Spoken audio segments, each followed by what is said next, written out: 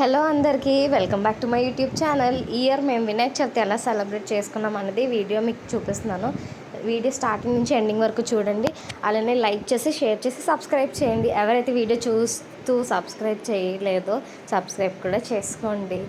So starting నుంచి ending వరకు పూజకి కావాల్సిన సామాన్లు, అలానే మేము బొమ్మ వెళ్ళి తీసుకొచ్చినప్పుడు మొత్తం అన్నీ నేను చూపించాను. ఖచ్చితంగా చూడండి.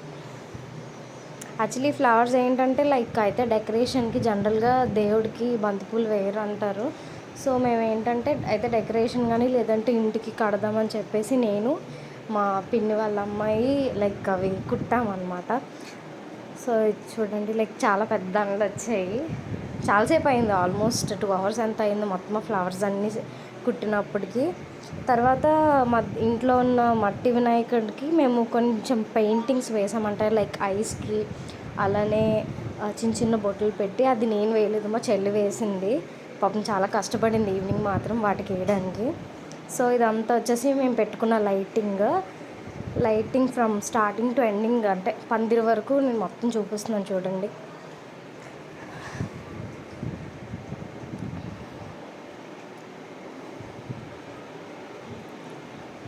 అంటే పందిరి వర్క్స్ అంటే పందిరి అంతా అయిపోయింది, లోపల డెకరేషన్ చిన్నది ఉండిపోయింది అనమాట.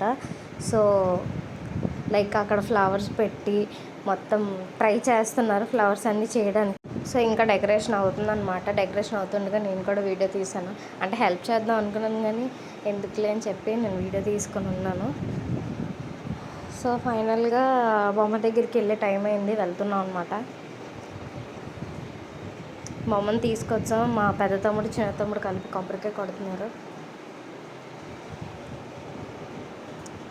యాక్చువల్లీ వెనకాల కొంచెం స్పేషియస్ సరిపోలేదని చెప్పి వెనకాల ముగ్గురు అదంతా రోడ్డు సరిగ్గా బాగాలేదు, కొంచెం అటు ఇటు సరిగ్గా లేదనమాట. అందుకోసమే పూజకి కావాల్సిన సామాన్లు, పువ్వులు అన్నీ.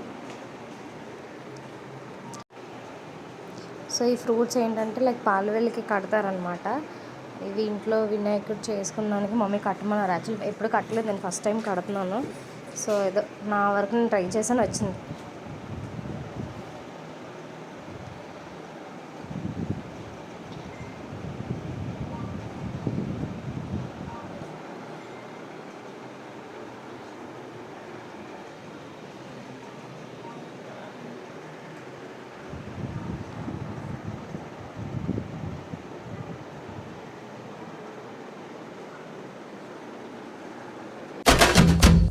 నందేమో నాన్నకి, సింహం మీ అమ్మకి వాహనమై ఉండలేదా? ఎలకేమో తమరికి, నెమలేమో తంబికి రథమల్లేమా. సో ఫైనల్గా అయితే పూజ అవుతుందన్నమాట. పూజ అయ్యాక కొంచెం ఒక 5-10 minutes రిలాక్స్ అయ్యాం. ఈ ఫోటోలో మా మమ్మీ, మా పిన్ని, అండ్ నెక్స్ట్ ఫోటోలో నేను. Bye bye.